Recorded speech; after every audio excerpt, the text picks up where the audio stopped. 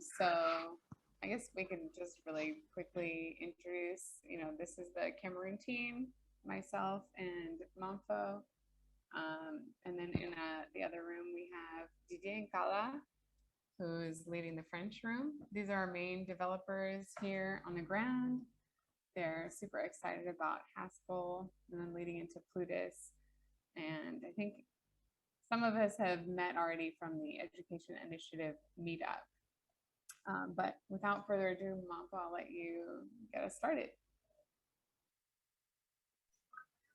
Hi, everyone, and thank you again, Megan. Super excited for this wonderful event. It's always hard to kick things off, and once it's done, it becomes in my opinion, super easy. So, very quick, I would suggest we do a round table, whatever it's called, to take a few seconds and introduce ourselves very quick and why we're here today. And then I will get on with the content that we'll be going through today. So starting very quick with myself, Manfo here, Haskell lead at Wada, working in Cameroon with Megan and Didier. And it's been a crazy trip getting here, preparing all of this, and super exciting. So I'm really looking forward for this little group to expand in such a way that in a few years we really become where we are, what we are envisioning. So I will stop there and other people can jump in for a few seconds.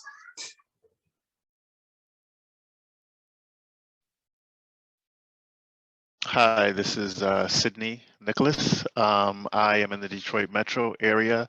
I am very interested in learning Haskell as well as Plutus and kind of taking that developer journey. I'm here to support Manfo, Megan, and Didier, and just excited to be here. Thank you, Sydney.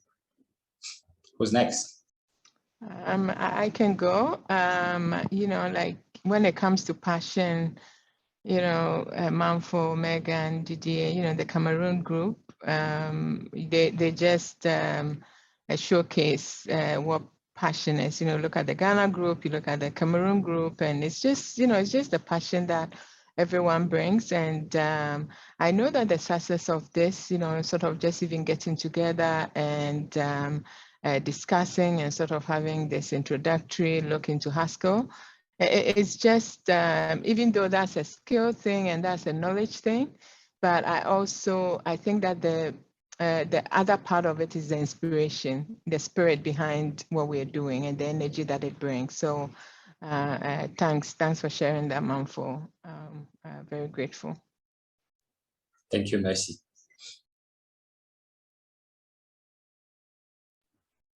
Hello, my name is Richmond Opong from Ghana, and I'm a graphic designer. I'm here today to learn Haskell, and I'm really excited to be here today because I'm not a programmer though, but I really think I can go through and then pass this course. Yeah, thank you very much. Really excited. Hi, hello, my name is Efia, and I'm new to all this, but I'm learning hard and praying that I'm going to succeed. I'm actually praying to win the Saturday quiz.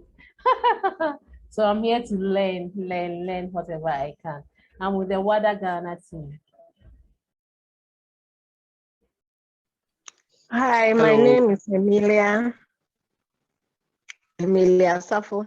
I'm with the Wada team, and I'm an entrepreneur, and I'm excited to be part of this training. I don't know anything about Haskell. I'm just a beginner, and I'm going to learn more about it and use it for any good thing that I should be using it for. So I'm happy to be part of it. Yeah, thank you. Hello, I'm Richmond. I'm new to Haskell. I'm hoping to learn a lot since I have an interest in development. I'm a student also. Thank you for this opportunity. Hello, my name is Daniel from the Ghana team. I have a background in software development, but Haskell is new to me and I'm very passionate about it. I want to learn it. I want to explore more about it. On top of it, I want to be part of those people writing the smart contracts. Thank you. Hi. Hello, I'm Ira Ajwa, and I'm a student. I'm new to Haskell and I'm new to programming. I hope to learn a lot to be able to use it in development. Thank you. Hi. My name is Jeremiah Bani from Ghana. I think I've also been exposed to quite a number of imperative programming languages, but Haskell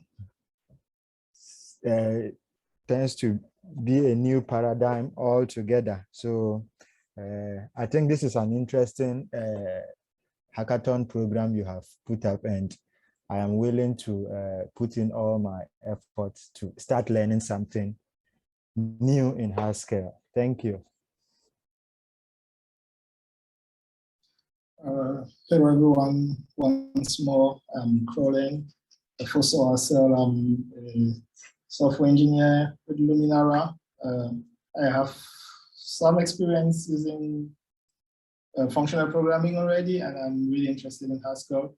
I've dabbled with it before, but I am taking this as an opportunity to really dive in and use it for something practical. So yeah, I'm happy to be here.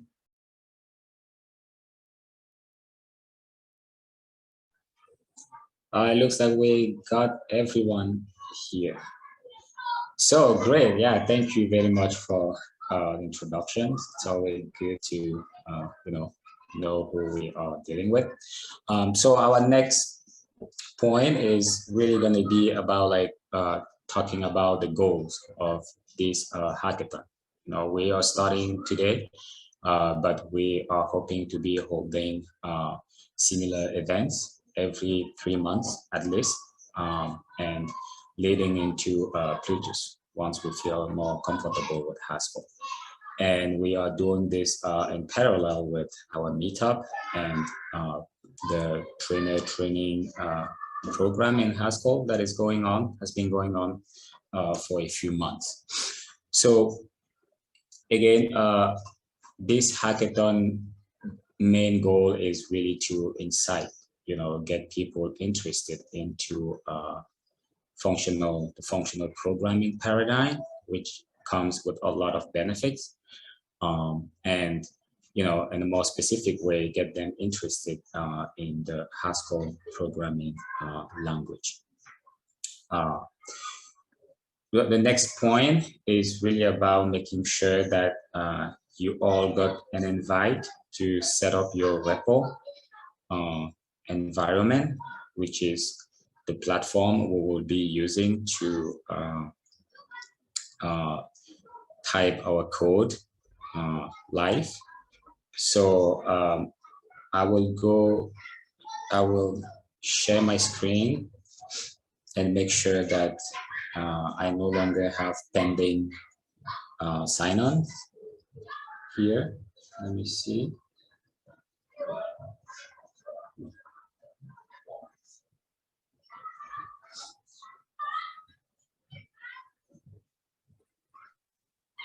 Wait, I don't think I've done it yet. Okay, we will invite you right now. Can you guys see my screen?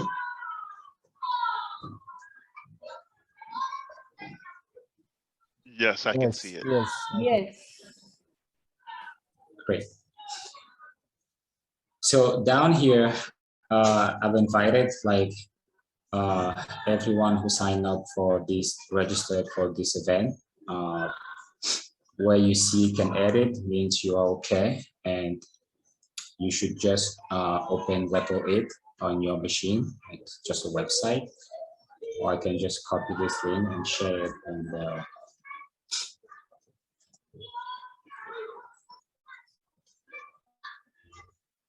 let me see.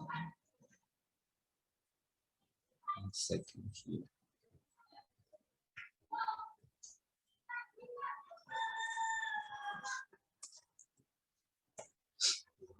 So I just shared a link. Let me go back to my screen. And all you need to do is click on that link, and it will take you to the Repo.it platform. And from there, you can have access to all this code we will be typing in here. You might be asked to create your account if you haven't done it yet. I would suggest you just use your Google account to create one very quick, so that you don't have to deal with the password right now. And yeah. I have an account, but it's asking me that I need to give it permission or something. I don't know. So you click on the link and it's asking you to.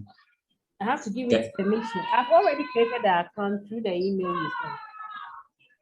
Okay. So, and you just click on the link that I shared, right? Yeah, and it's saying that it needs your permission to enable notification. I clicked on confirm, but it's not working. Okay. Let me just. Okay. I clicked on cancel. It left. It's okay. Is it good now? Yeah. Okay. Are we all set up?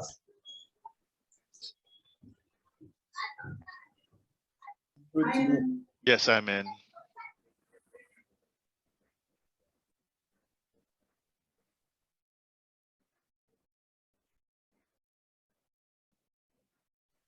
Okay, I guess we all good. So next, I'm going to start with sharing the program. The content will be running through very quick over here. So on the first point, we'll be really discussing about Haskell. What is Haskell? And I'm already seeing a mini typo there. Haskell is actually 2 L's. So we'll fix that later. Then we will talk briefly about what you need to dive in, Repo.com being one of the platform, on the tools that you need. After that, we will jump to basic types, types being, the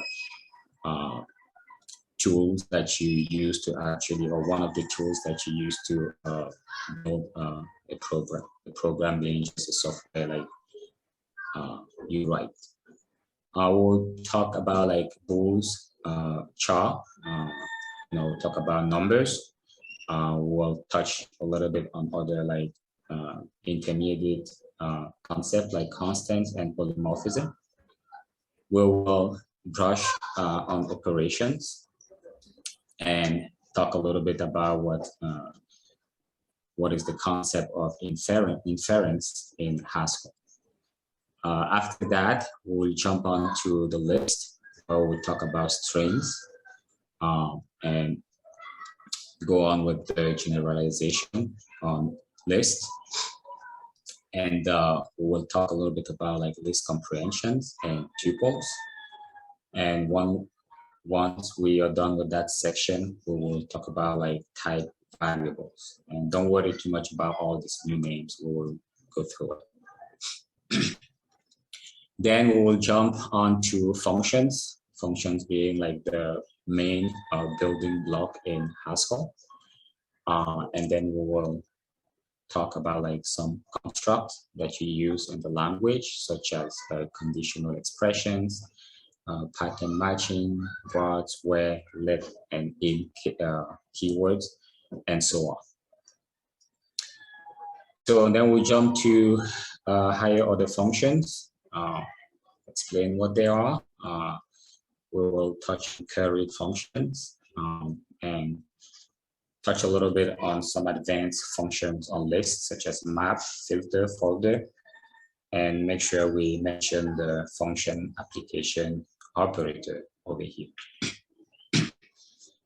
Function, oops, sorry about that.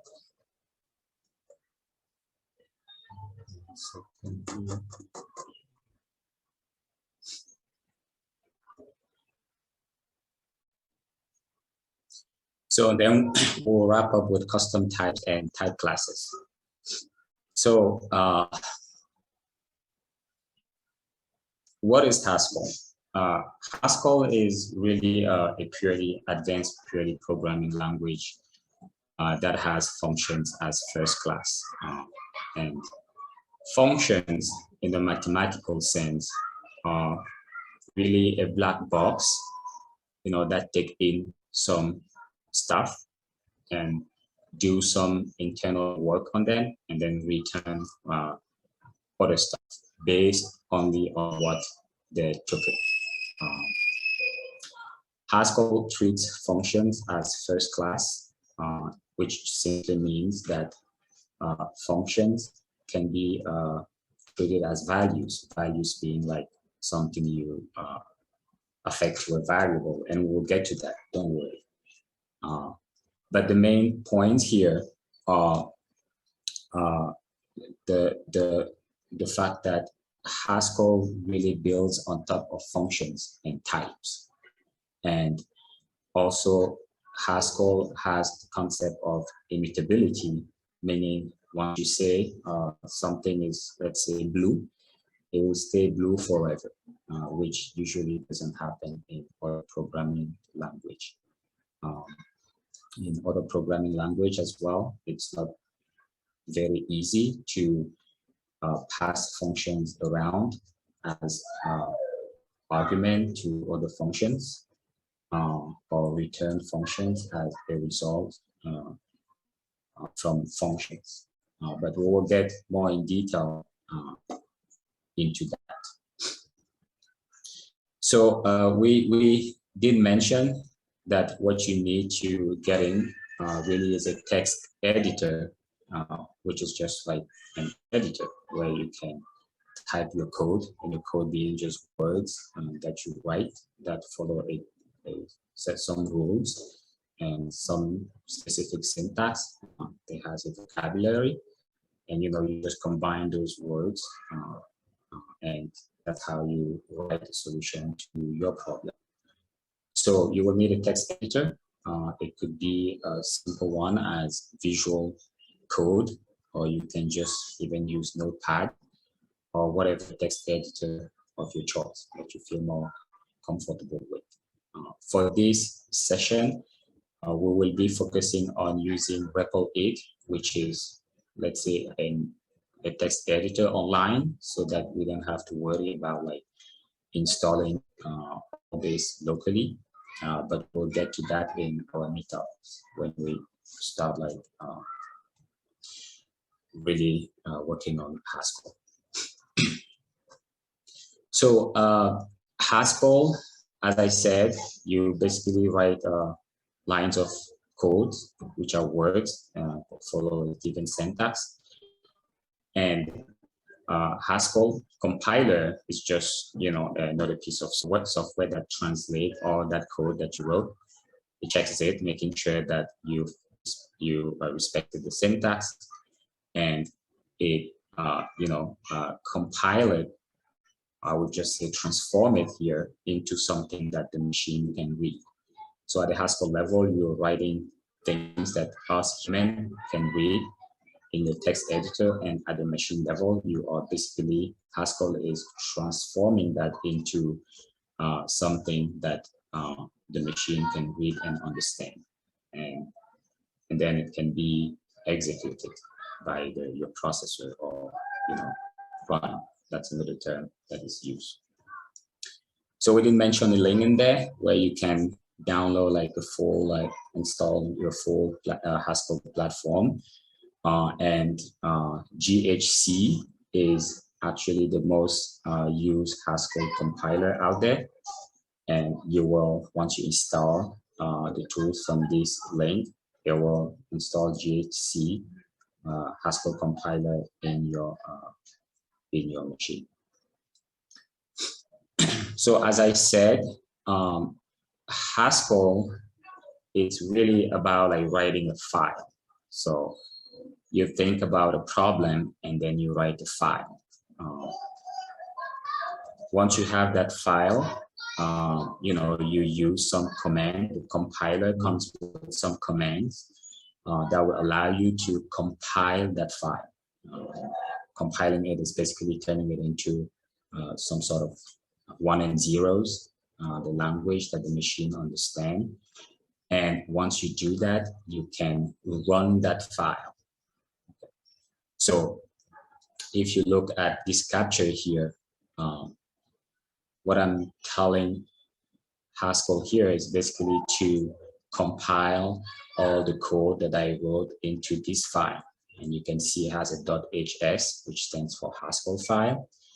And once I do that, the compiler will produce a few couple of files, all name matrix product something, and I can just use the syntax here, this command here, to call that file, the program that I wrote in that file. So, and that's a really kind of tedious way to do this. We don't need to spend too much time on it, but we'll come back to it later. So again, I mentioned the fact that you can use Visual Studio to you know, have a nice editor, text editor or software editor that comes with a lot of functionalities that in future iteration we'll spend some time on. So I'm sorry to interrupt, but Malfo, should we be seeing, because I'm just seeing the Replit page. I'm not seeing, I'm not sure if you're speaking to us from a different page, but I'm only seeing the Replit right now. So that introduction that you gave, it's been on the Replit page the entire time. oh, sorry, Sydney, that's my bad. Let me just fix that. No, that's fine.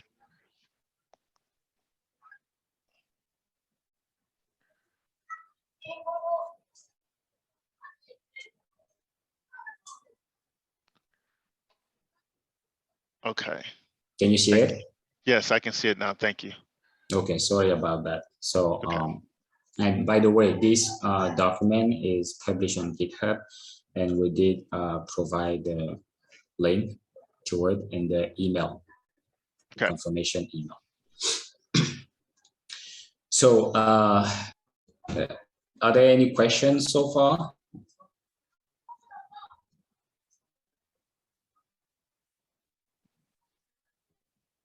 Okay, so let's move on with types.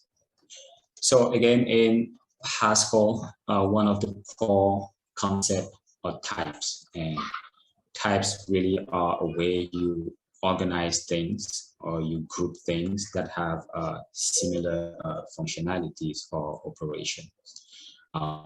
So in the world of Haskell, when you think about like a person in real life and you want to conceptualize that into your software, you use types. So you basically create a type that reflects, you know, all the attributes and characteristics of that object in the real world. And one thing to highlight here is types in Haskell are really different from what we have in object-oriented called classes, because classes actually give you, you know, objects that things you create from classes that represent the real world stuff are actually mutable. So meaning you can create something now that has like a set of attributes and characteristics, and a few hours later you change some characteristics, some of those characteristics within your software. In Haskell, that is simply not possible. Once you create a type, once you declare and create a value from a type, it stays like that forever. So in Haskell, things that you create from type, type being like your, how can I say, like when you are making, let's say, a cake, for example, you use those little balls. I'm not remembering the word, but they are basically what types are. So you make that, you have that little ball, and you can just make a cake out of it.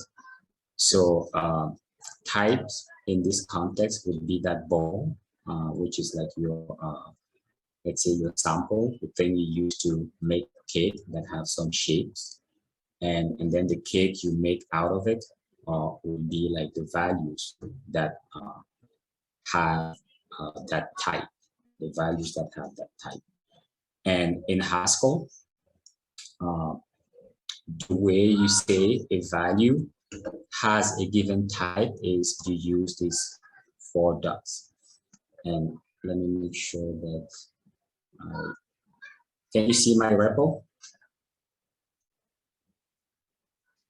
I'm still seeing I'm seeing the document that you were reading from. Okay, so I guess I need to share my entire screen here. How can I do that? I don't have to go back and forth. Well, for now, I'll just share this. Now you can see my repo, right? Okay. So again, remember, we just talked about like Haskell being just, a Haskell program being just a file that you write with some instruction in it. And basically it solves like a given problem.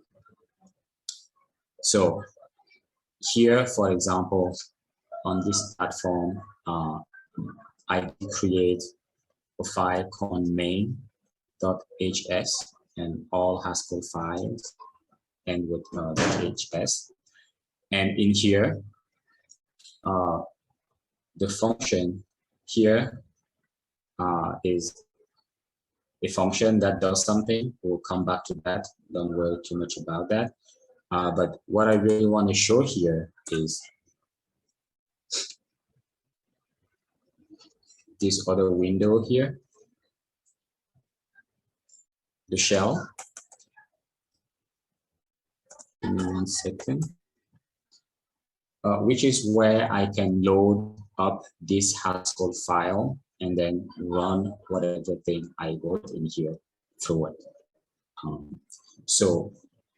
But before we get there, I need to show you how to get into the Haskell compiler, which is the guy that actually run all of this. So the command is ghci.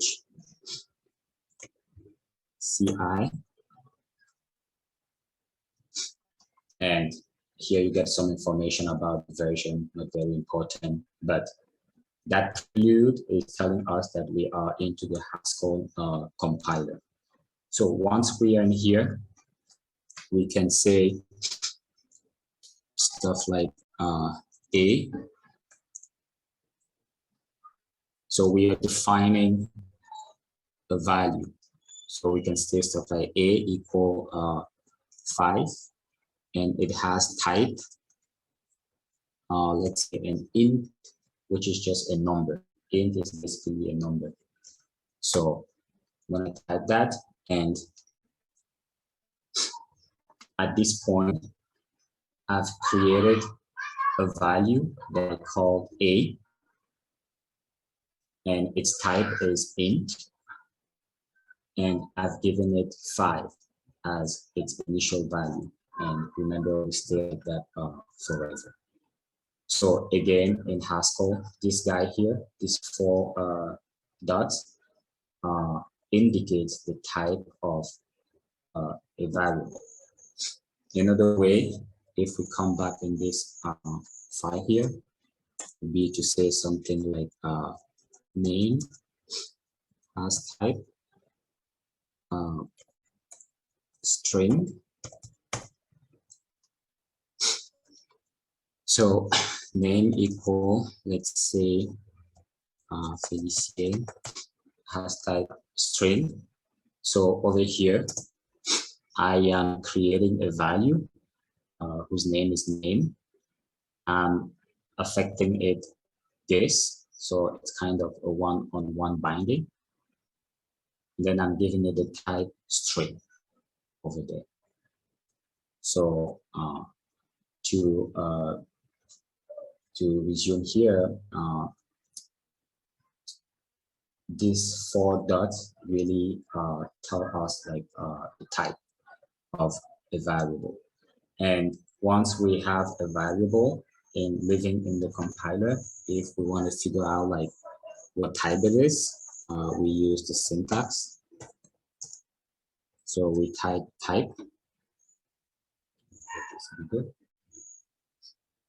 and then we type the name. So in this case, A.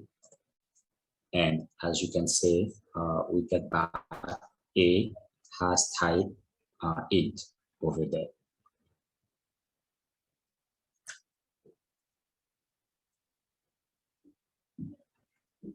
Are there any questions so far?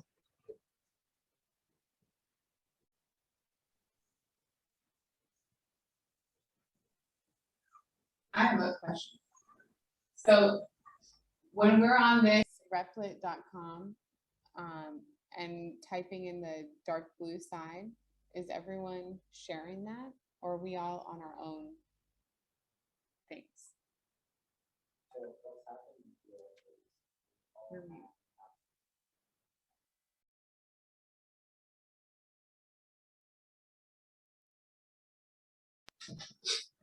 So we do have, we all, I mean, those who are connected, here you can see +6. So those are the people who have access to this file. And, you know, whatever I type in here and I run it, it will show up into this tab here, which is your console. So let's see. There's a little bit bad over here. So what we could do here is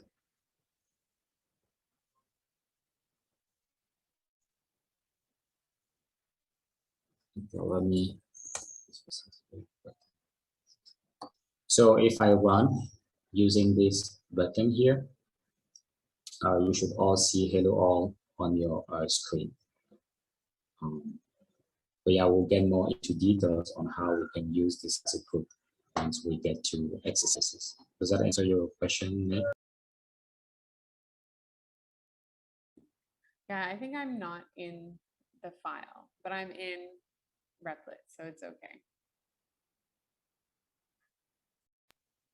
Okay, I'll make sure to fix that during the break.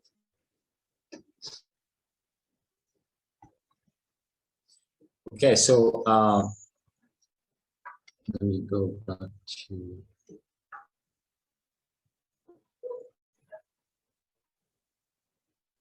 here. So again, we just learned about like that operator there, what it does.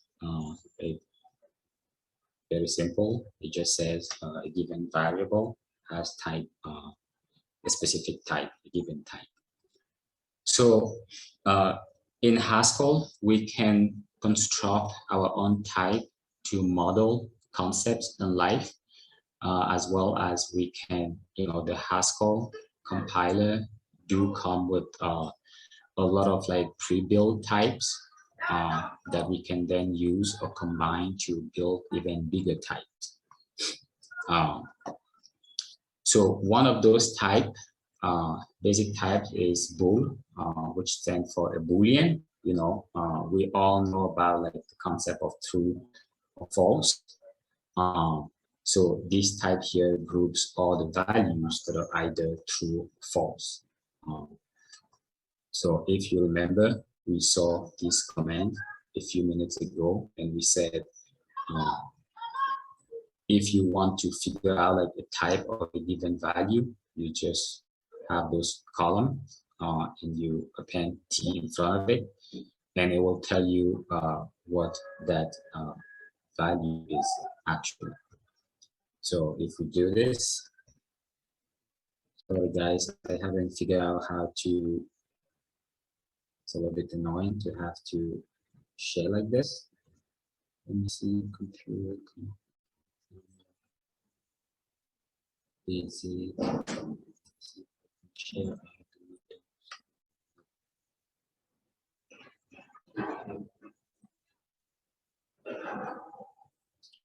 Okay, well, I'm gonna have to go back and forth for now. So again, we just talked about bool as a basic Haskell type, and its value, the values bools can take are actually true and false. So if I have, let's say, a variable called a, or some sort of result, I could say my result is equal to true. And at that point, the type of result has type true, bool instead. So to double check that, if we come back in here and to enter the compiler, I go JHCI and I write result as a result of some sort of program or something I'm writing, and I give it the true value. At this point, what I can do is try to figure out like the type of result. So when I do that, you see I get result has type bool. So bool is the type, a basic type in Haskell that holds true value, either true or false. So very quickly, we can go with result equal false. And if we go back to the type of result, and then we get bool. So let me go back very quick.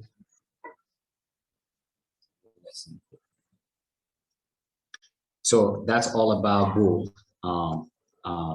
Now in Haskell, we have another basic type, which is called a char, which is used to represent character data.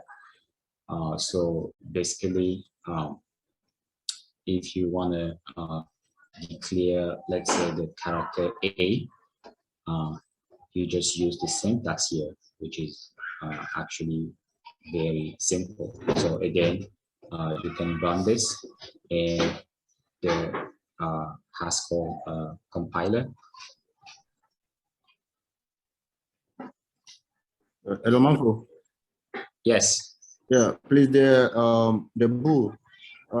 Can you give us like a scenario, like an example or a syntax that either the results should come out to be true or false, like so that we see how it works. Maybe 5 is greater than 3, true or false, so that we can get it how in a real life scenario. Yes, absolutely. Okay. So let me just bring back this over here. So I'm going to go back to the repo. So let's say we have a function that takes 2 numbers, and we'll get to the definition of the function, what it does. Let's call that function compare my numbers. And this function, remember we talked about the has type. So when you are defining something in Haskell, you can give it a type. So it takes on a number called int, And we'll come back to the syntax later. It takes another number and it returns either a bool. I mean, it returns a bool. You know, let me come up with a better thing. They equal. So we have a function that takes two numbers and tell us whether they are equal or not. And so that's its definition. And we'll come back to the syntax. So that's an integer there. It takes another integer and then it returns. It does some work with these two integers and it returns a Boolean value.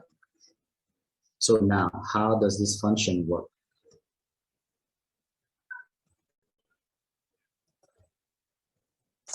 So we'll take like, let's call it value 1 and value 2. And then what's going to happen? So I will literally do if value 1 is equal to, let me just do this. So I'll do if value 1 is equal to value 2. Oh, sorry about that. Value 2, and then what you need to return is true. They are equal.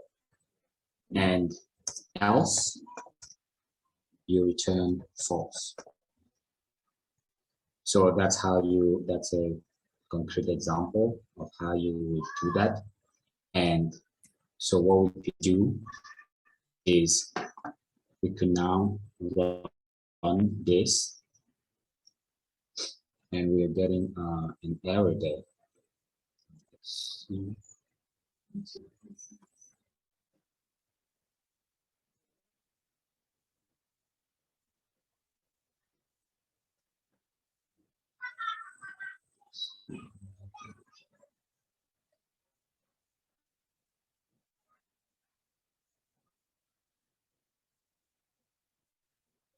Okay, there's an issue there. So what I would do,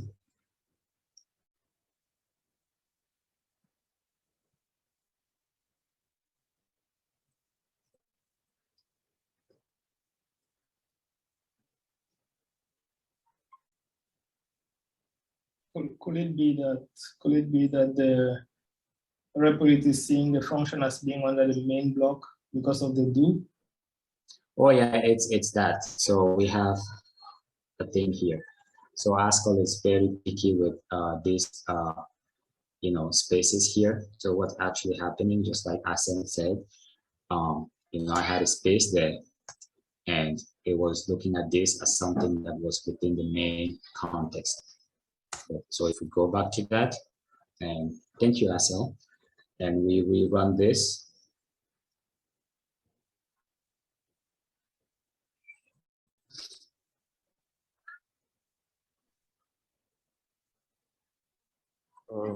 So then we have a problem here. That's my mistake. So if value 1 equals value 2, then we get true, else we get false. So that should be good now.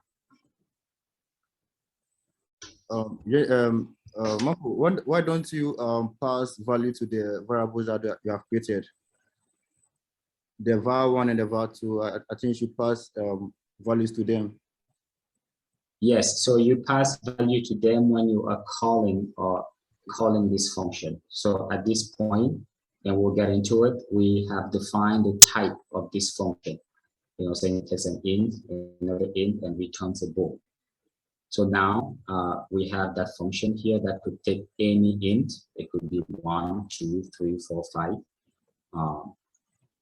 Value 2 that would take like this and return that. So we're missing an equal there. Does that make sense?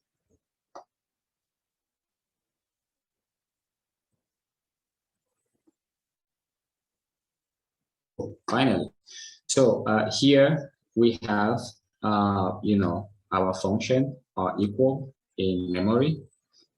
So if we go there and we, sorry about that. It's actually in here. So again, you have to call the GHCI to start the Haskell compiler.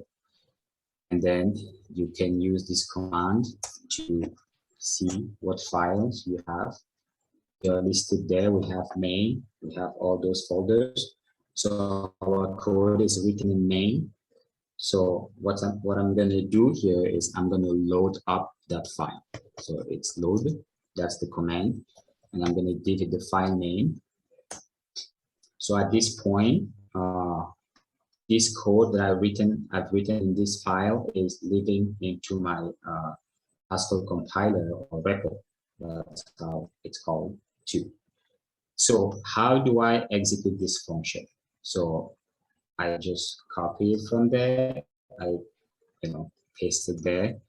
And let's say I can ask myself whether 1 and 2 are equal, and then I should get false. And if I was to do 1 and 1, I should get true. Does that answer your question? Perfect. Great. So any other question on this aspect? So I have a question for you, Manfo. So in line 6, what you did there was create a type. And then in line 7, 7 and 8, that's a function. And then in the shell there, you just call the function. Exactly. With 2 values. Yep. That's correct. Okay. Okay. Cool. So let's go back to the lesson. So that was it about bool. Char is basically the same concept where you have things that it's a way to conceptualize or represent characters. Characters being stuff like A, B, C, D, or digital characters like 1, 2, 3, 4, 5, and so on, and even like some symbols. It can get a little bit complicated when you are using numbers to represent characters, because each in Haskell, each character in the alphabet specifically can be represented with numbers. So you just have to use the symbol and do anti-slash like that and put that number in there, and that's basically A. Or you can use hexadecimal representation for the numbers, and you have to use that anti-slash there with an X, and then the hexadecimal code. So again, once you have the way you declare character is really like putting it into single quotes, just like that. And here you see we are using that command we saw previously, what's the type of A, and the compiler is telling us that A is actually a character. So characters do come with a lot of functions in them, in their package, and by here package, it's just a way that Haskell group some functions for some utility functions for a given type, like in this case, data.char is a package. It's called a package, and it basically has a bunch of functions that help you run some some code or some action, some functionalities on characters. So here, the function to oper is part of that package, and you can check the type by using column T to oper, and you see oper takes a character and returns a character, uppercase character. So very quick, we can test that in our repo.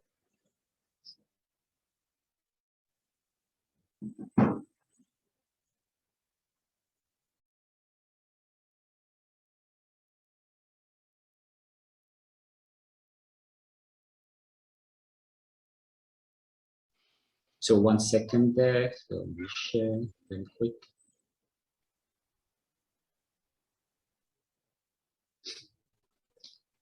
So here, if we go into our repo and we import data.char, it being a package that has a lot of functions that we can use on the data type char, the type char. One of them being like to upper, and we can use that syntax to figure out like its type. It takes a character and returns a character but in uppercase. So I can do something like to char, to upper instead of, let's say, A. So then it will return A that way. Or the other syntax that I mentioned is you can do to upper 97. It's another way you can represent the A character. Or, you know, and same thing for hexadecimal. So any question on this point?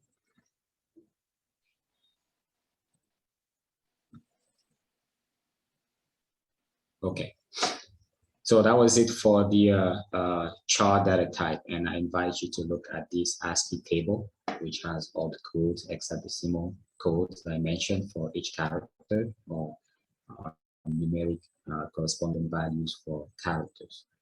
Haskell comes with numbers, and we did see int already. Int is a way to really you know, capture or conceptualize numeric value.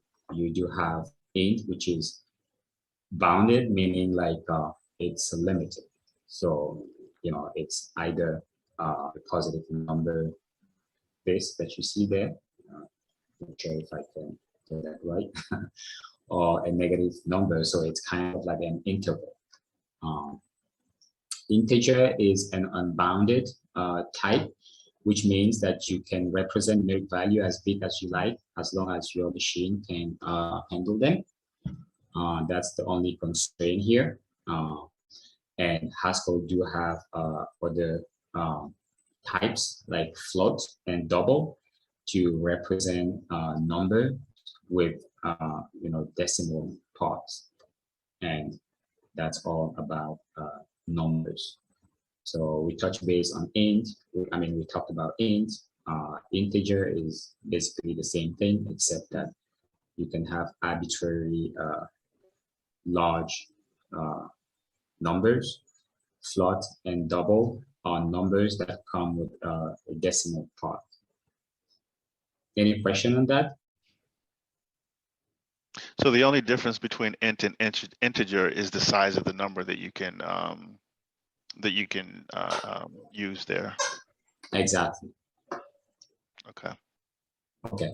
So let's move now to constant and polymorphism. So here, you know, when we get into the compiler and we ask him what's the type of 5, he really doesn't know what to tell us, because 5 could be as well as, you know, could be an int. You know, it's a number, so it could be an int, could be an integer, it could be yeah, it could be one of those. So the compiler looks at it and say, oh,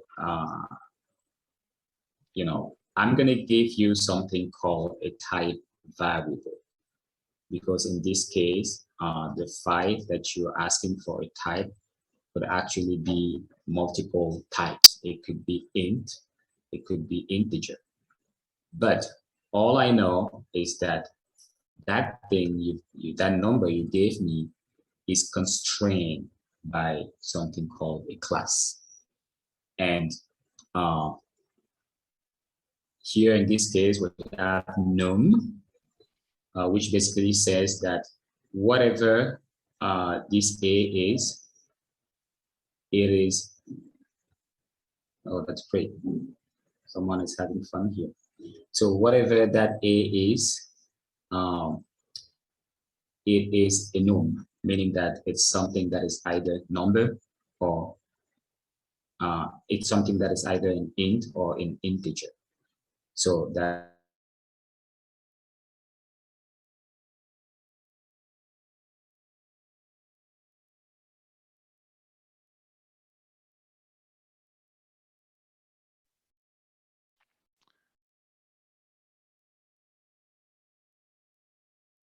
Not sure what happened, Hey. but I just lost you, Manfo. Yeah. Okay, so it's strange, but I'm gonna go back and share my screen.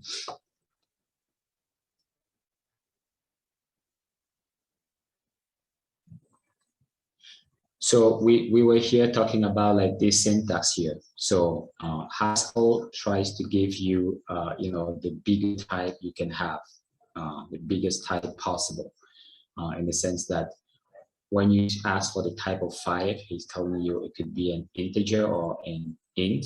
So I'm not gonna pick one of them, but I'm gonna give you the flexibility to constrain it with something that actually includes those two types. And then later, you know, you can choose a specific type for that variable. It's the same thing here. So if we run type, the type of 3.4, which is a float, which could be a float or a double, you know, being a decimal number, we get this constraint fractional. Fractional is a class. It's called a type class that could actually, that indicates that A could actually be a float or a double. So what these are type classes. These are called that way. So it's a type class. And what it does is it allows you to group you know, set of types that support the same operation. Like int and integer basically support the same operation. You know, num being the group, the way to group in an integer that basically support the same operation. Fractional being a way to group float, and double, that are decimal number that support the same operation. So very quick, we can run this through our repo. Let me just make sure I clean up the repo.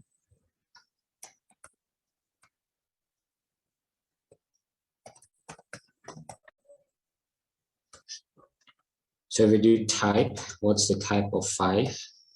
And then we get exactly that. And we ask what's the type of 3.4. So we get that.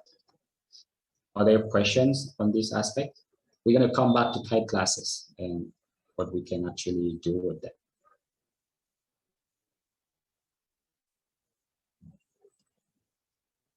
So I would say no. So very quickly, let's jump over operations. You know, here we have the plus operation. It does what it means. It adds like, you know, numeric types.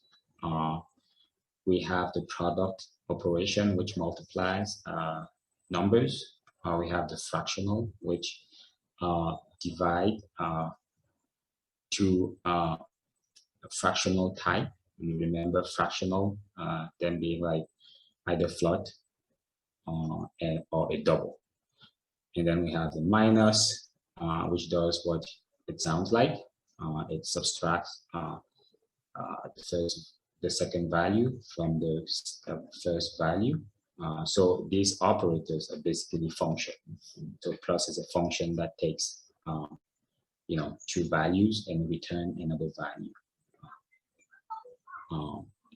And it's the same for product, fractional, minus. Modulo is actually a function that takes two numbers and figure out what's the remainder of the division, you know, of them, like the first one divided by the second one, and it figure out like the remainder and return it as a result. We do have some comparison operators. We did use one of them, which is equal, to compare things that are similar. We have smaller or equal, we have superior or equal, and so on. So these are all comparison operators, and they all take two values and return, a Boolean in this case, which is either true or false. So something Haskell does is inference. So when you get in and you start like defining variables, Haskell, assigning value to variables, Haskell try to figure out like what type they have if you haven't like specified the type in advance. So in this case, for example, we're trying to run this operation where we are defining the value of x, and we are adding 5.2 to 8, and then we ask the type of x, and Haskell tells us it's a fraction of a. So because one of them is already floating point value, and Haskell gets the highest type possible. And again, we will come back to these type classes more in detail. But inference is really the process of the compiler helping you when you write code and you don't specify what the type is. The compiler does help you by providing a type. And very quick on this one. Share my Repo. So let's say we have calculate sum. So we want to calculate, let's say, the sum of two numbers, and we say you have type, you take, we don't give it a type, in this case, we don't give it a type. We just say you take like a value and you take another one, and then what you return is the sum.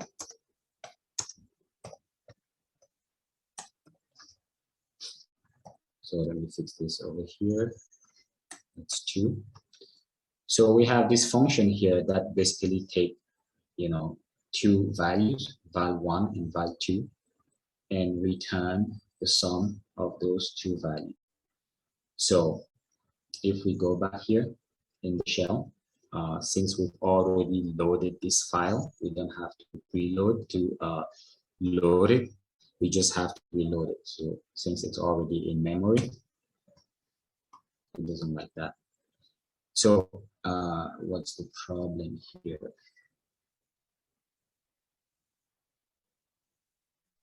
I think it's the same as before. You have to move it to the left.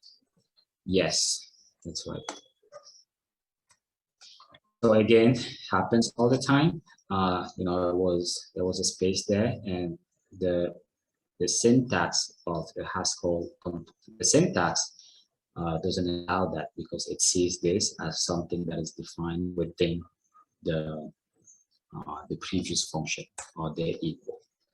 So if we go back here and we reload, it should all work. So it's telling me that it's compiled.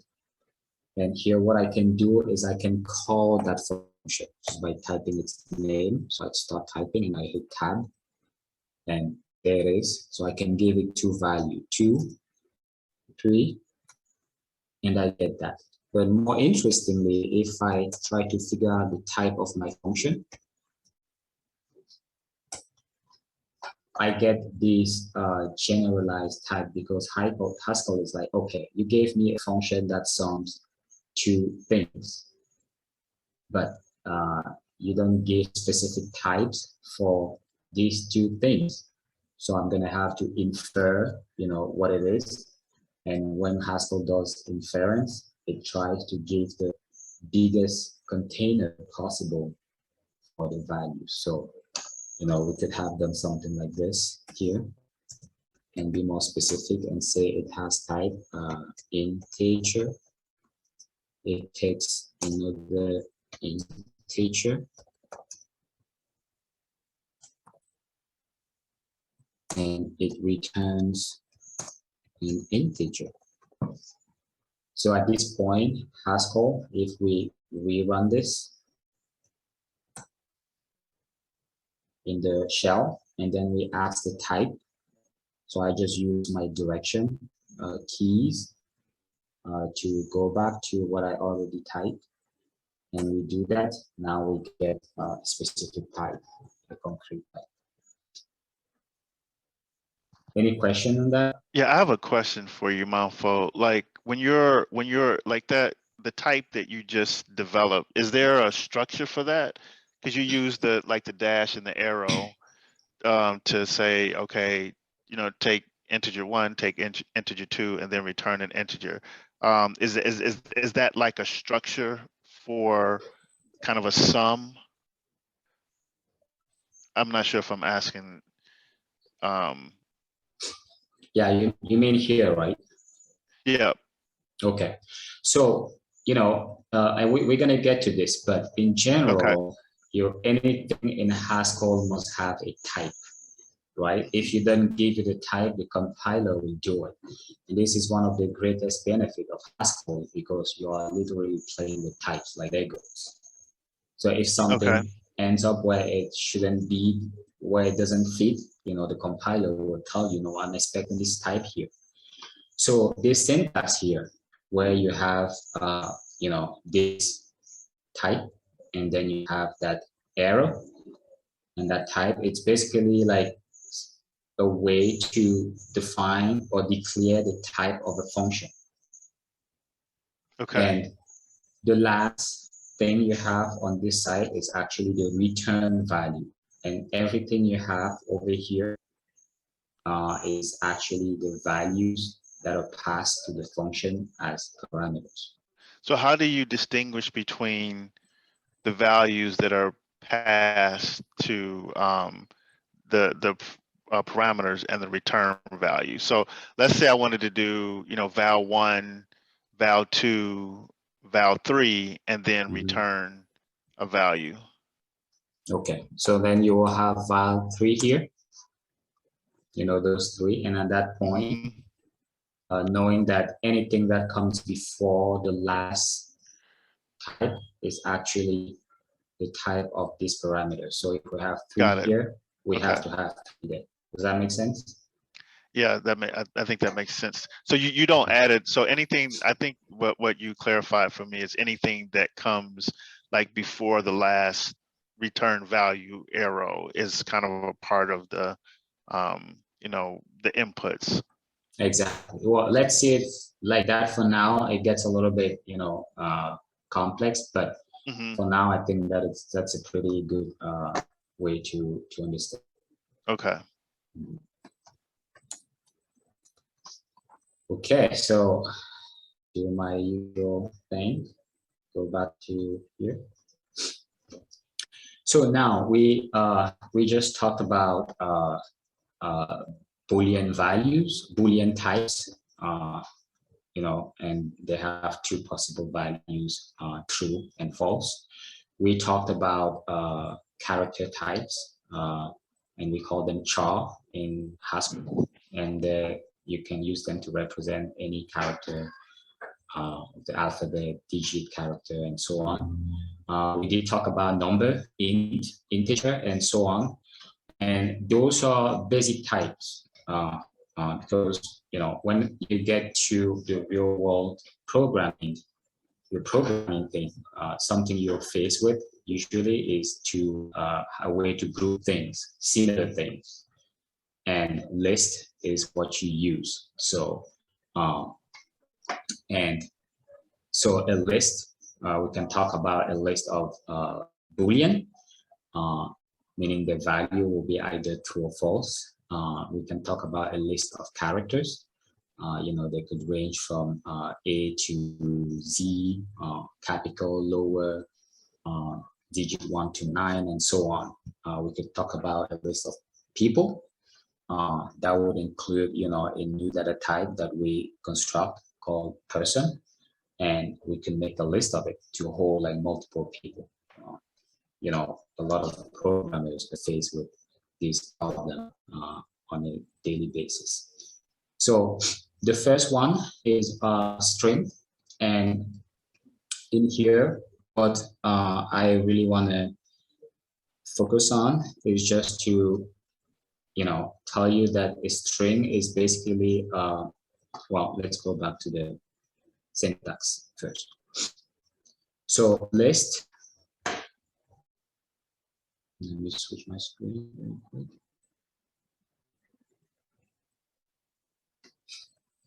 So let's say we want to group a list of numbers or something like that, and specifically integers. Then we would go my list equal, and the construct would be something like this. So I could go 1, 2, 3.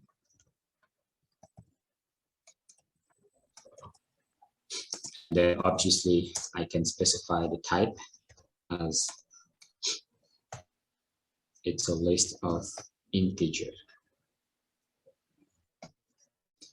So what you really need to, you know, focus on here is, you know, these brackets. You know, so within this bracket, you can actually define the type that you want. It could be really anything. And I think when we define this calculate sum, so I'm gonna put it there. Without this type, the specific type, and we type into the console to figure out like the type, this is what we got. We got exactly that, which means that, you know, A is a type variable. It could be anything as long as it's a num, you know, or it has an instance of the num class, and we'll come back to that. So lists are really also a way to specify things like this and say, like, you know, I have here a list. That could be a list of anything, but we will get to that. But the key points to take away from here is this is the way I assign a list of a given type of items to a value. And this is how I specify the type of my list. So the construct of the list is these braces. If we go back here, you know, just for demonstration, let me clear up my repo. So if I do here the type of if I do here my list, I will define it in there directly, equal. So this time I'm going to use characters. So A, B, and so on. So now if I try to figure out the type of my list, that's what I get. So it's literally a list of characters. Are there any questions there? Yes. Do you have? I'm sorry. Go ahead. Okay, thank you. I was going to ask, can you have a list of multiple types? That's actually a really good question, Axel. In Haskell, I forget that detail. It's definitely not possible to have a list of, you know, different things or different types. So to illustrate that, I can have a list of, let's say, chars and, for example, integers. The compiler will tell me that, hey, look, I don't get this. the list is, what's the word, homogeneous, if that makes sense.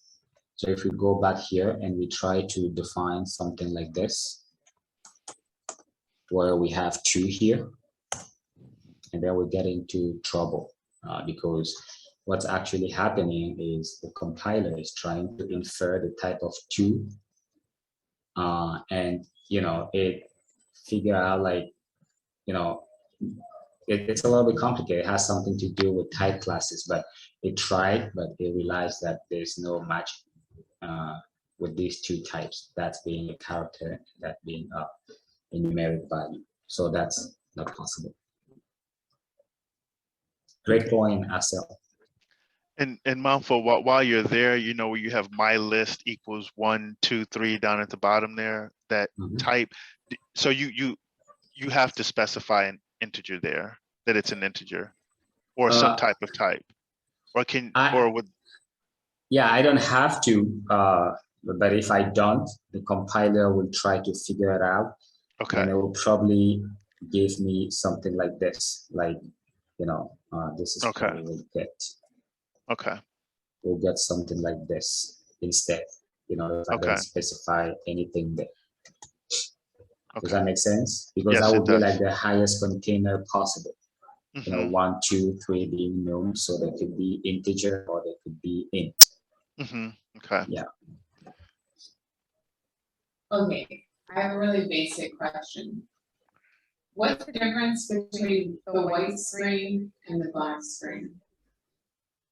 Good point. So the white screen here is basically a file.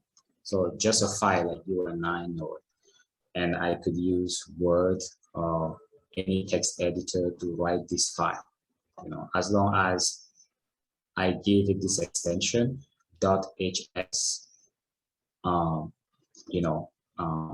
I write my program or my software, my code, or solution to whatever I'm trying to solve in there using Haskell syntax, vocabulary, and following like the rules. And once I have this file, this black screen here, let me just make sure. So this black screen here is actually my terminal window. So it's just a way to communicate with the computer. And since I have a file on this side with the content that I want to run or execute, first of all, I need to activate the Haskell compiler. So I need to load up the Haskell compiler that actually look at this file and see if it makes sense in terms of like the rules and the construct of the language. So in order to do that, I do a GHCI, and you see it takes me into this window where I can actually load up this file. I can load up this file over here. And once I load up this file, I have access to all the functions and all the variables that were defined within this file. And I can execute it. Does that help? Yes. Great. So very quick, let's go back here. So we did talk about like strings, string just being like a list of characters. So the way you define strings in Haskell is this time, instead of using like a single quote, you have a double quote, and obviously you have multiple characters in there. So a string is just like a a bunch of characters defined within like double quotes. So if we try to figure out the type of that string, we get a list of char. And a list of char in Haskell is equivalent to string. So you can either use string as a type or a list of characters. Okay. So we did mention this, that in order to generalize, you can have these brackets. and you can have anything in there. You know, it could be int, could be integer, it could be float, could be even your own custom types that you build, you define, and we will get to that. So we do have some operation on list that are worth taking a look at. And let's talk about the first one. So reverse, as you can see there, we have a list of characters. And what the reverse function will do is it will take in this list and reverse the order. So the last one, as you see, becomes the first one. That one becomes the second one, and so on. I think it's pretty self-explanatory. Another classic operation you can have on list is this strange addition, which is basically the way to add to the list. But I want to stress here that the list have to have like the same types. You know, like here we have numeric values, and there we have numeric values, and that works. If I try to add a list of integers with, let's say, a list of characters, the compiler will scream at me. So we do have the head function. What it does is it basically takes a list and grab the first element within that list. So, you know, it gets a list of things and return the first element within that list. Tail takes a list and return like everything except for the first element, so that it returns another list.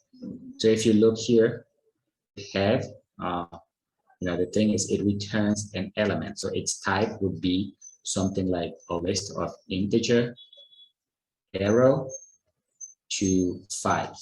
So if I can just, let me make sure I stress a little bit on this.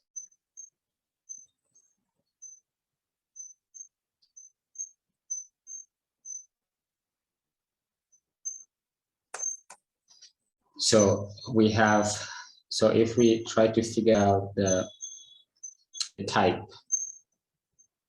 of this function call, which is head, you know, what we get is we have a numeric value, you know, like head function has type numeric value,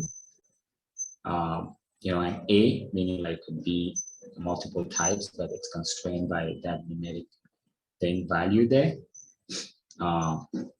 But you see it's an A. So we started with a list of A, and then we ended up with the list of with an A.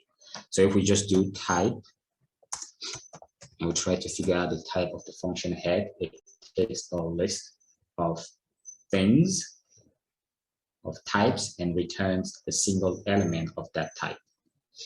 So I just wanted to make sure that we stress on that a little bit. So if I go back here, you know, same for last. Last takes a list of things and returns the last element of that list. Init takes a list of things and return all the elements except for the last one. Yes. So here is a representation from the book, Learn Your Haskell for a Great Good, and I think it makes sense. So you have here a list of things, each of those representing one spot or one thing. You know, the last functions returns that one element. The head function returns the first element. The tail returns, I mean, it does what it sounds like the tail, except for the head. And the init returns everything except for the butt. I can put it that way. So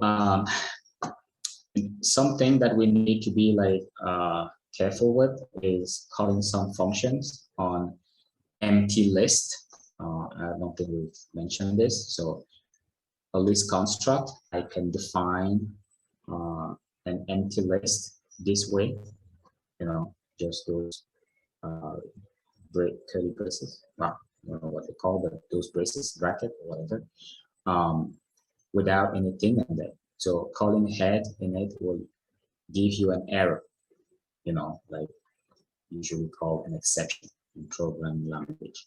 Telling you something is wrong, you're trying to get the head of a list that is empty. So there are more functions for list, which is the length. The length of the list tells you how many elements are in the list. So we have here, for example, 5 elements, so it returns an int representing the length of that list.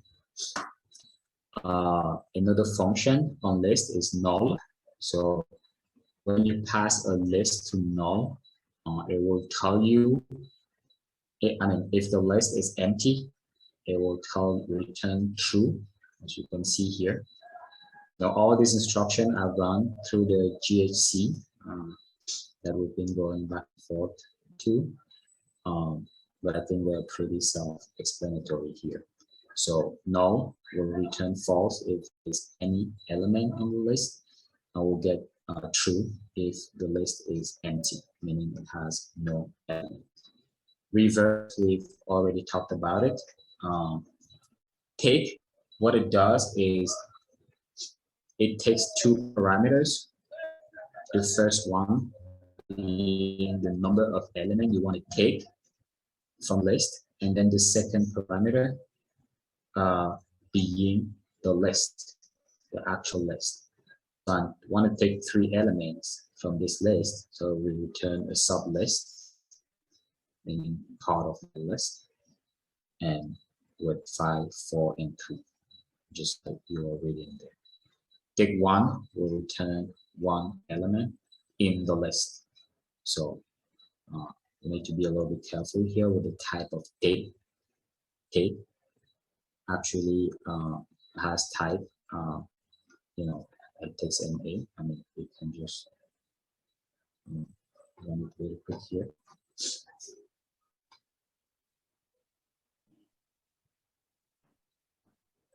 So if we go there and we try to figure out the type of take, as you can see, it takes an integer, int, which represents the number of elements we want to take out of that list, which is the second parameter, and it returns those elements.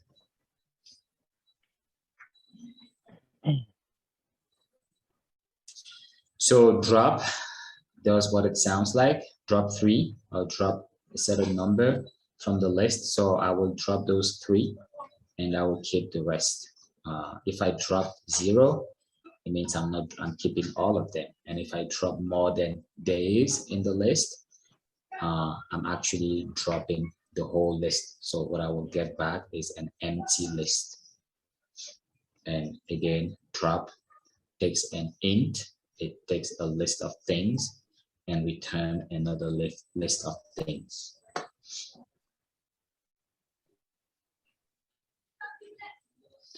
So maximum, you know, Haskell, one thing about Haskell is being a modular language.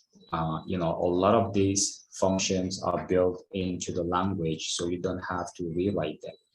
And you know, in other languages, you have to write all of this by hand, which is a little bit painful, knowing that there are things that we use daily basis. So with Haskell, you get this for free. So I can have a list of things and ask the minimum of that list, and I get 1.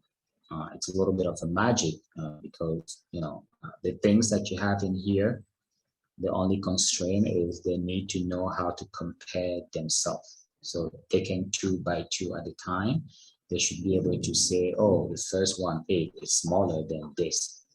And it sends us back to the notion of type classes that we will see later on in talk. Same for maximum, you return maximum value of the list according to how elements of these types are ordered. So we know how numbers are ordered. I could have like a list of people here and I'm looking for some sort of maximum that means something for me. Now it's on me to provide a way to compare two people, if that makes sense. Sum does what it sounds like. Product does what it sounds like. So sum just sums all the elements. Product multiply all the elements. As you can see here, when we have a 0, we get 0, obviously, because 0 multiplied by anything gets us 0. Here's an interesting one, ln. And you need to note here that so far we've been calling functions this way. So let me switch back to my repo. So I'm going to go here. So we've been defining our function in this way, and this function, for example, we said that it took let me make sure I have everything on one line, that it took an integer as a parameter, it takes another one, and it returns an integer. So the way we've been calling this function is by using the prefix notation, meaning that you provide the function name first, like that, and then you pass in the values.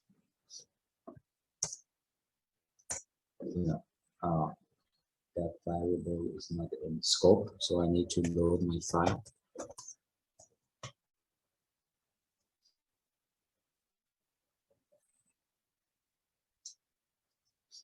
Okay, I have some stuff hanging there. It's telling me that it goes on like this, and just remove that. Second here, and then we'll load again, so everything seems to be working now. So let me just clear that out. So again, so when we have this calculate sum, we're calling it, or we are executing it, or running it by calling this function in the repo and providing it with parameters.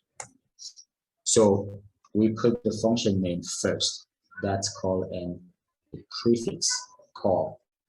But something Haskell does, which is really neat, in my opinion, is instead of putting the function name before the two parameters, you could actually use that symbol and write the name of your function.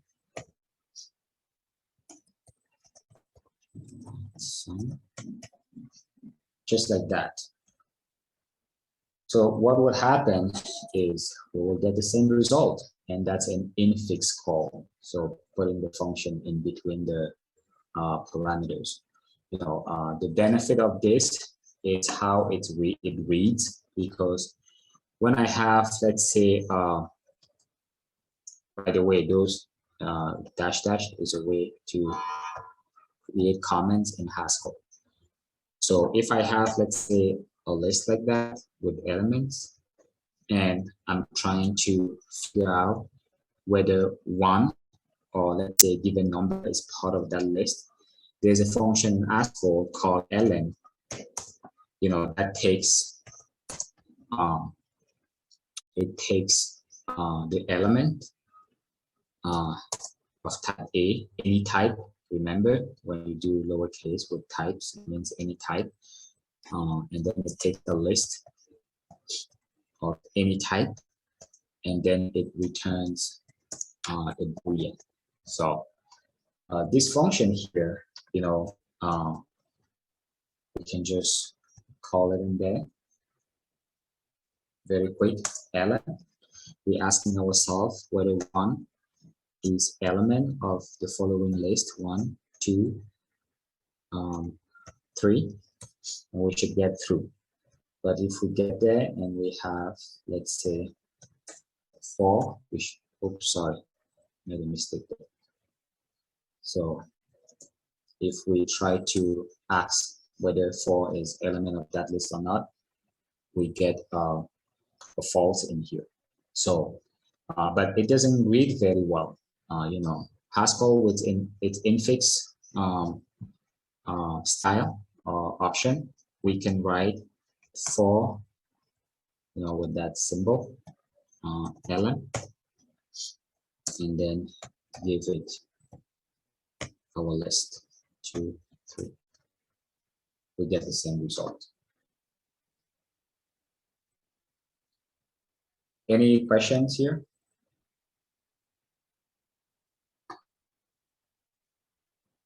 No. Okay. So another very important operator on function is this double exclamation point. You know, as you can see, it's type here. Remember, these 4 columns means type. So we call that in the GHC compiler. We're trying to figure out the type of this operator, and we get this back in return. It takes a list of things and return. It takes a list of things, a position, and return one thing. So as you can see here, we have a list of things. We have that operator there, and then we get back 3. 3 being this element here, because the way you count the item in the list, you start with 0. So that's 0, that's 1, that's 2. And so the second parameter here actually represents the position of the element within the list. Any question on this one? Yeah. So I just want to ask that with what you just showed us, are you able to call out, let's say, 3 different positions at a time, or you have to do them one after the other? What do you mean, like trying to get 3 elements from the list at a time? Yes, at a time. No, yes, you, so like you instead of, you're not able to do that. Okay. Yeah, you can do that. Okay, all right. Yeah, so you have to call this, you know, 3 times, specifying those positions each single time you call. Okay, all right. Yeah. Does that make sense? Yes, it does. Great. Thanks. Sure. So now lists become even more interesting. You know, these are notions that we'll come back to later in one meetup. But you know, you can do arithmetical progressions in Haskell. So let's say I want a list of, you know, 20, the first 20 integers or int.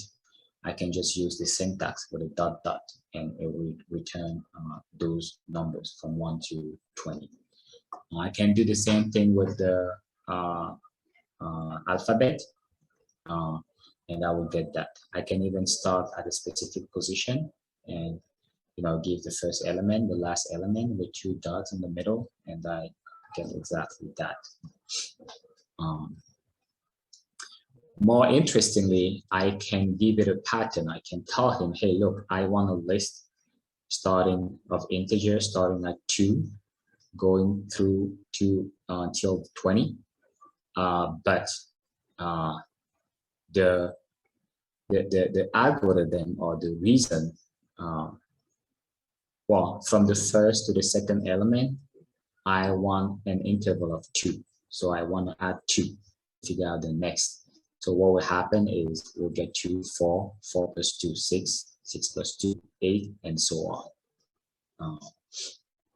The same thing applies for, like, you know, floating point numbers, where you give 1, the first one, the last one, you give a pattern. You know, it goes there, it takes this one minus that one to figure out like the spacing between the numbers, and it creates it for you for free.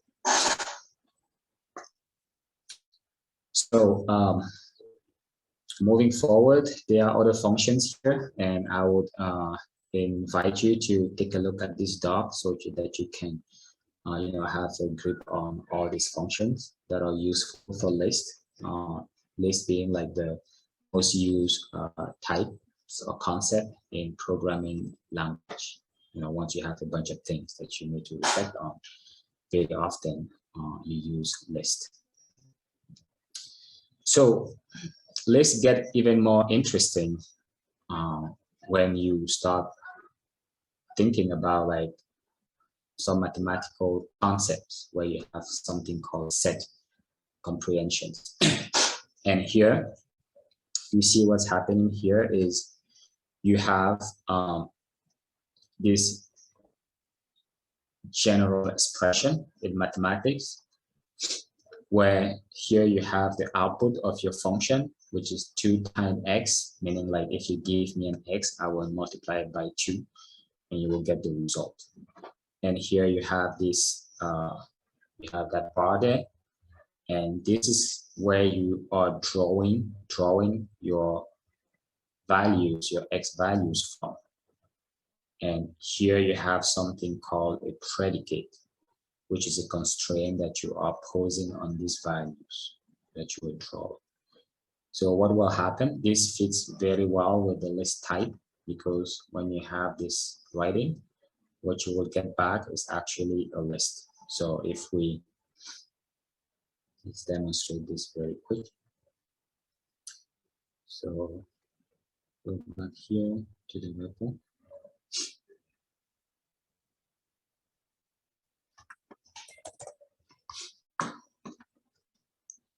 So let's define this. We say result, or result, which is a variable, equal. We do this, and now we're gonna write our result. So first of all, I put my bar, because on the left side I will put my function. So we said 2 times x. So every time I have an x value, I will multiply it by 2. And on this right side, what I need to tell Haskell is where those x's or x values are coming from. So the syntax for that is this. I'm going to tell him you can draw. So I'm basically drawing. Well, getting my x values from another list, which is, for example, from 1 to let's say 20. So after that, I put a comma, and here I will put something called a predicate. A predicate. A predicate is just something that will run a value and return either true or false. So to be more specific, I can say get the x's from this interval as long as the x's you're getting are not bigger than 10. So what we expect when we run this, let me just, so I'm having some issues with my, so GHCI to get into the compiler, and I'm going to load this file, the main that we just wrote all the code into. So it doesn't like lm because I gave it a declaration, but I didn't actually give a definition to the function. So I will reload, and this time it's happy. So I'll make sure to clear a little bit, clear it up. So if we try to print result, if we try to figure out like the value of result, there you see that what we get is 2 in the first value. So that's the first x that was gotten from here, 1. We multiply 2 by 1, we get 2. Then the second one was 2, so 2 by 2, 4. The second one was 3, 3 by 2, 6, and so on until 10. So let's stop there. Any questions here?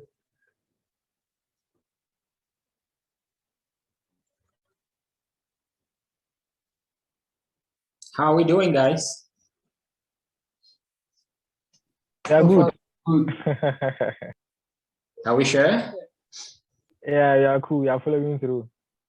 Okay. Okay, cool. So now we have a mini exercise here where I will just, ask you very quick, what do you think we will get as a result for this function call? So let me just put it in context. We have a list of things, character in this case. What we want is to filter, let's say, some characters from that list that we are passing in to our function. So that bar there does that. And, after the comma here, we have the constraint that every character each character that we take from this list must be an element of that. So my question to you is, what will happen if we run this remove non-uppercase? Well, I think the name is saying it all, but what will happen if we were to give it, let's say, hello world, all in capital letters? Well, let me write that down. Let me just make sure we copy that. Put it over here in the reference.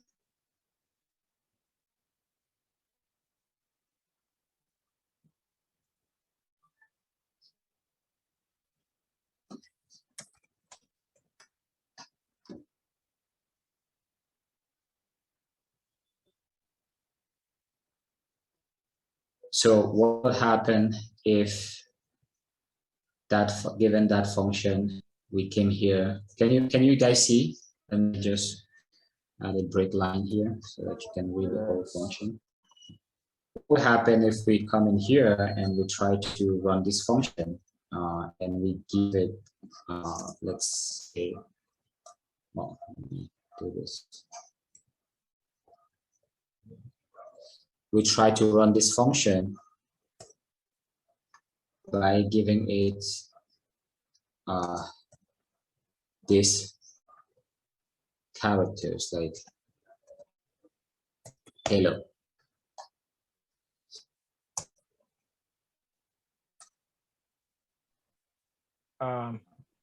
That's a question, right? Yes. Okay, so let me just try. If you want, you can write in the thing, you can try it locally. But it's fine if you give the answer directly as well, with some explanation.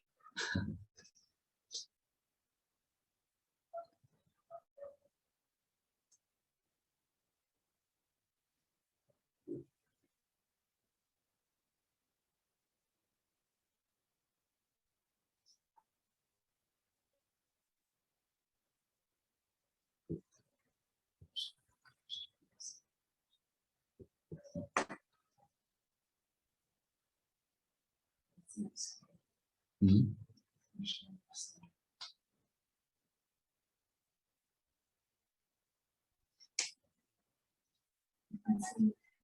It looks like I was talking, but nobody heard me. So what I wanted to say is that with that particular function, what happens at the end is that lower cases are being eliminated, and then the uppercase are being printed out to us. So you have capital H and capital E as the output. Yep, that's it. And that's great. I'm trying to go back to my report here. Where did it go?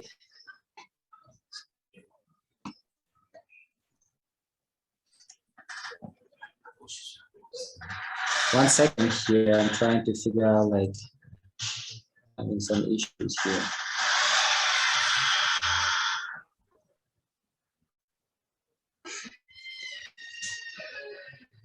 Okay. There you go. 1 second. Share my screen. Can you guys all see?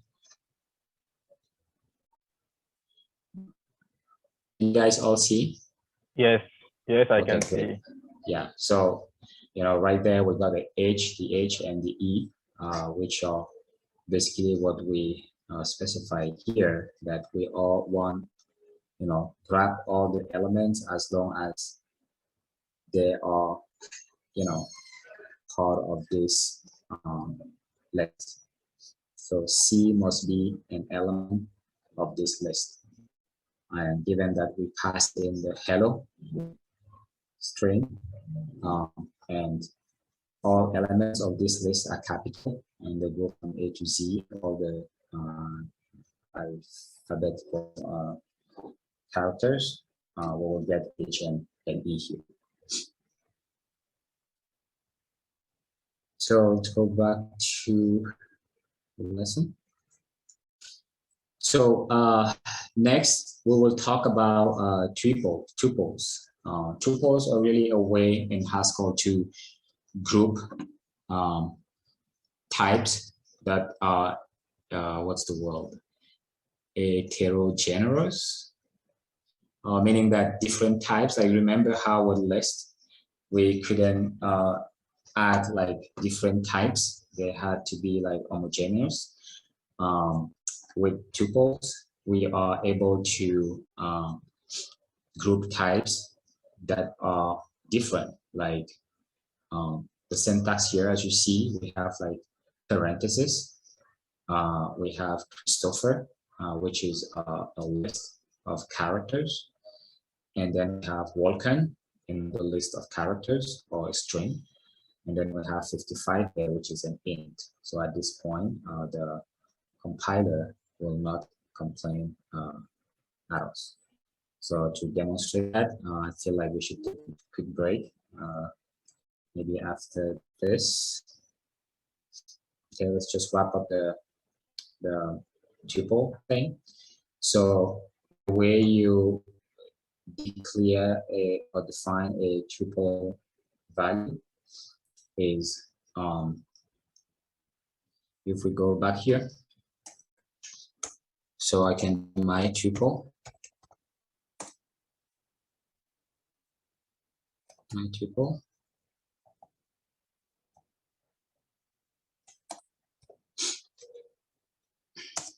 Equals between parentheses, I can do hello. I can do a name here, Haskell. I can do let's say 1989, and I can do something like 20. So again, tuples, the syntax to declare them is with parentheses, and you know you have basically the number of the spot in the tuple are kind of limited, but it's a high number. I don't remember exactly how many you can have there, but each of these has its own type. So we have there a list of characters, we have another list of characters, and then we have 20, which is a int. So every time in your program that you are thinking of grouping things that seems connected, but you don't have yet a structure for them, you can use tuple to handle them. Like here, this case, for example, could be Haskell is born in 1890. I know it's not the case. And also he has, let's say he got 20 over 20 in math or something like that. So again, so we can either load up this thing and run this value, it will show us this with the type. So if we go there, we reload the file and then type my with a tab key. We complete that. My tuple, we get its value, and we can ask the type. So the type of my tuple, and we get its a tuple. So a tuple is actually the name of the type. The tuple of characters, list of characters, and integer. So yeah. So very quick, let's do this. Let's look at some functions that operates on tuples. We have a tuple there of integer and integer, or int and int. When we run first and we pass it that tuple, we get 8 back. So it goes in there, just like its name indicates, and grabs the first value. So same thing down here, first of this and this, we get row. Second, returns the second function, takes a tuple and returns the second value, in this case 11. So I think we should take a break at this point. And if you have any quick questions, please go ahead before we take a break, and come back like in 15 minutes. If everybody, 10 maybe, if everybody is okay with it. Yeah, so I just want to ask, so this is Repo, but whatever it is that we are doing here, does it work the same when you're using the Visual Studio Code, or there are some slight changes? So we've been using like pretty much, let me share this and put it into context. So this platform we're using, Repo 8, actually shows us like both aspects. So main.hs is what you would get in Visual Studio, right? So you would have your editor there, you will create a file and name it main.hs, and you'll write your code in here. You will write your functions or whatever. You will declare your types. And then in order to execute them, you will go to your repo. So your repo is where you actually run your code. Because what's happening in here is we are loading up this main file into the repo with the load command. And once we load it in there, we have all the functions and everything. We have access to everything we wrote in that file into the repo. And now I can start like referencing these functions, for example, or that variable or that function. Does that make sense? So yes. So with Visual Studio, to finish with Visual Studio, what will happen is you will have, let's say, a folder, a way to organize your code in a very nice way. Or you will type in all of these, create files within those folders. You will type in all of these things, and then as you type them, you can be checking, testing them within like your shell, and making sure they actually work. As a step. Okay, that's great. Yeah. Thanks. Any other quick question? Okay, I would say we stop here and come back at 8:17, something like that, and try to wrap this up.